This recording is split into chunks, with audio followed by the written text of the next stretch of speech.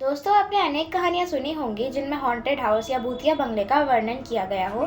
परंतु आज मैं आपके समक्ष एक ऐसी कहानी का वर्णन करूंगी जो आपने पहले कभी नहीं सुनी होगी। लगभग 105 वर्ष पहले की बात है। कुछ धनवान लोगों ने एक महलनुमा घर का निर्माण कराया। वह लोग अत्यंत प्रसन्न थे क्योंकि वह घर बहुत बड़ा और सुंदर था। अब मैं यहाँ पर उनके असली नामों का प्रयोग नहीं करूंगी, इसलिए हम उस घर के मुखिया का नाम किशोर मान लेते हैं।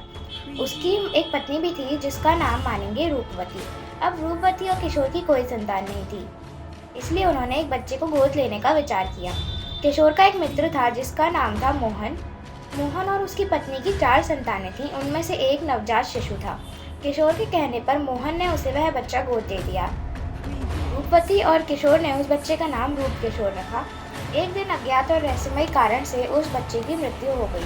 परिवार में दुख का वातावरण हो गया। उसी दिन के बाद से घर के सदस्यों के साथ विचित्र घटनाएं होने लगी, जैसे वस्तुओं का अपने स्थान से दूसरे स्थान पर पहुंचना, घर में बच्चे के खेलने और हंसने की आवाज़ें आना, और सबसे बड़ी बात, घर के सदस्यों की मृत्यु होना। रूप किशोर की मृत्यु के 4 दिन पश्चात उसकी माता रूपवती आश्चर्यजनक रूप से गायब हो गई थी। अपनी पत्नी और पुत्र के जाने के दुख में किशोर की भी 18 दिन बाद अज्ञात कारणों से मृत्यु हो गई। कुछ दिनों के पश्चात किशोर के मित्र मोहन को भी छत से गिरने के कारण गंभीर चोटें आईं और कुछ दिनों के पश्चात वह भी चल बसा।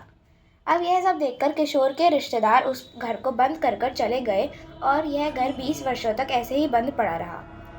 उसके आसपास कोई व्यक्ति रात तो क्या, दिन में भी नहीं जाना चाहता था।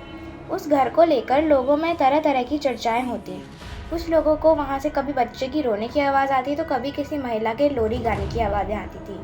इस प्रकार समय बीतता गया और 110 वर्ष व्यतीत हो गए और किशोर के भाई की चौथी पीढ़ी में एक बालिका का जन्म हुआ।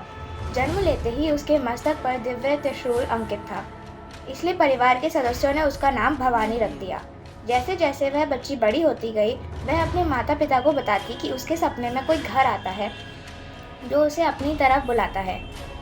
उसे स्वप्न में उस घर में एक कोठरी दिखाई देती है जिसमें एक किसी नन्हे बालक की आवाज़ आती है, मुझे बाहर निकालो, मुझे बाहर निकालो। वह उस घर का जो वर्णन करती वो बिल्कुल उसी शापित घर जैसा था। जैसे जैसे वह बड़ी होती गई और वह अब 29 वर्ष की हो चुकी थी, तो उसमें एक अद्भुत शक्ति उत्पन्न हो गई और वह मृत आत्माओं से बातें करने लगी। एक दिन जब वह एक आत्मा से बात कर रही थी, तब उसे यह आभास हुआ कि पीछे से आंगन में कोई 2 डरावनी आंखें निरंतर उसे घूरे जा रही हैं। अब उसने पीछे पलटकर देखा तो वहाँ एक भयानक चेटकिन खड़ी थी जिसके पैर उल्टे थे। उसके पीछे मुड़ते ही वह चेटकिन उसे मारने के लिए दौड़ी। जैसे ही वह चेटकिन भवानी के निकट आई, भवानी के मस्तक पर बने त्रिशूल के चिन्ह से दिव्य किरण निकली और वह उस चेटकिन के ऊपर पड़ी, जिससे वह चेटकिन जलने लगी। जलते हुए उस चेटकिन ने बताया कि उसका नाम रूपवती है।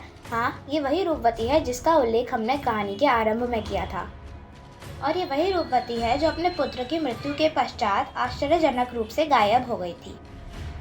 यह सब कहने के बाद वह मकड़ी की तरह चलती हुई कूद कर भाग गई। इस घटना के बाद भवानी अपने पिता के पास गई और उसने अपने पिता को सारी बातें बताई। भवानी की बातें सुनकर उसके पिता ने उसे पूर्वजों के उस शापित घर के विषय में बताया। पिताजी की सारी बातें सुनकर भवानी ने निश्चय किया कि वह अपने पूर्वजों के उस शापित घर में अवश्य जाएगी।